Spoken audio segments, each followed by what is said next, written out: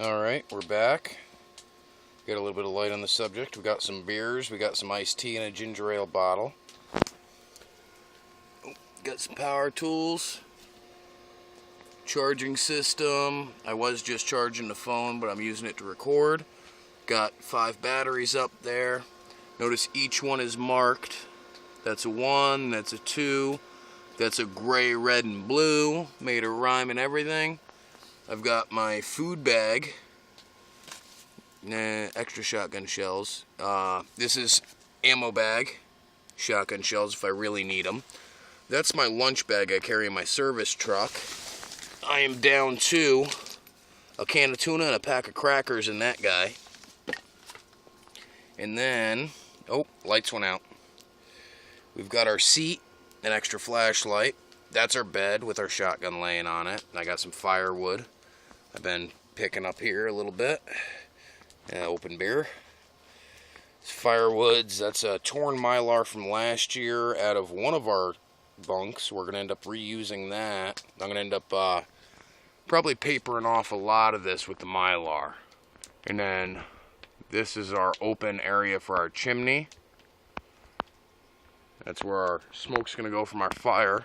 Fires can't get much bigger than they are now. That's about the biggest we really want to go because we want to keep this kind of contained. We don't want to cause any heat damage to our tarp. Got enough spider crap in there. This is a little bit of what we got going on. Just to give you an idea, I got some piled up tarps over here. I got a whole bunch of old wood from the old bunks that we used to have out here. Because we used large timber for some strange reason we like to work hard. A couple empty beer cans from earlier. Got our pack. It's in here. Brought out the post hole digger. That's how we anchored out the corners on this. This is the A-frame side. Both of them are camo tarps to kind of blend in a little bit as best as can be. Got a big ass header over here. We got to take this out. This was the top of Kasulis Customs little gadget rig he had set up here. We're actually already partially through cutting it, and we blew a chain right off the saw. Somebody didn't check their tension before they started. But we're starting to get all kinds of bugs out here in here now because we got the fucking lights going. Oh my goodness, they're covering me. But this is kind of what we got set up so far. There's the keep pulling that kept blowing a chain. Did it twice. Anywho, got a little cordage laying around, crap like that. For the most part tonight, we're pretty much done. Set of shears laying there. Twine, camp shovel. Tonight I'm pretty much done setting up what I have to set up to be able to stay out here for the night. We're going to check our battery level. We shouldn't need the light for that because we got a light built in. We're on battery. What do we got for battery?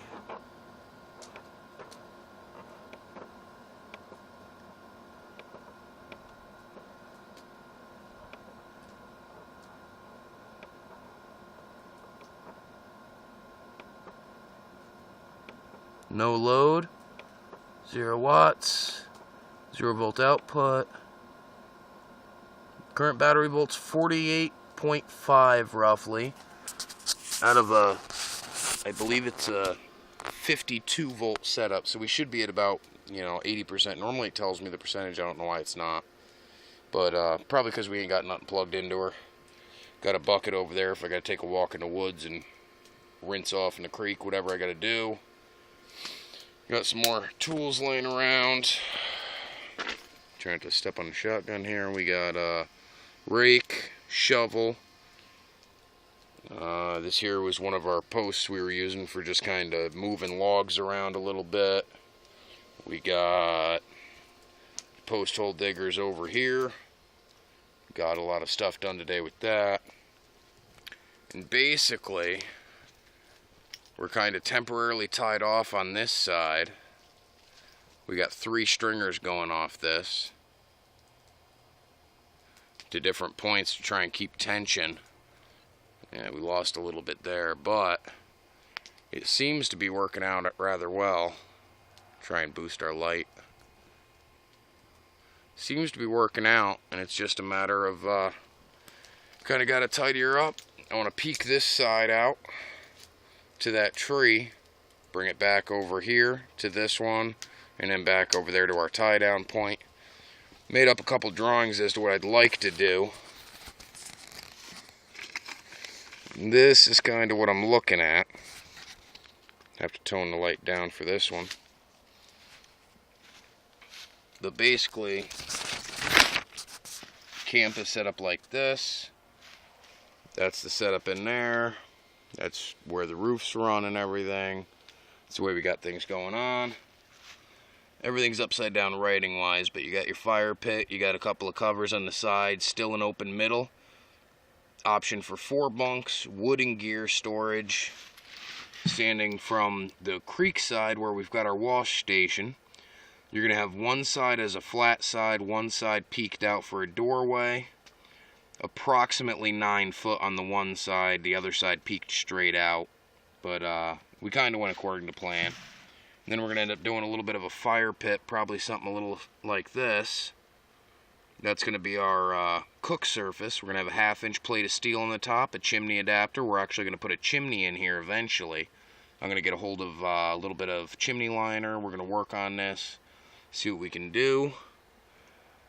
That's what the top setup's going to be like. Each one of those holes in the cinder blocks, because they're cinder blocks and we don't want them to crack, we want to try and retain that heat in those blocks and let them heat up evenly, not heat up and then crack because the other side's really cold.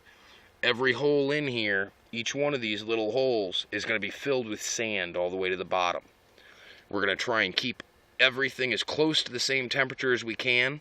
That way we have to replace a minimum amount of blocks each year when we're out here doing stuff.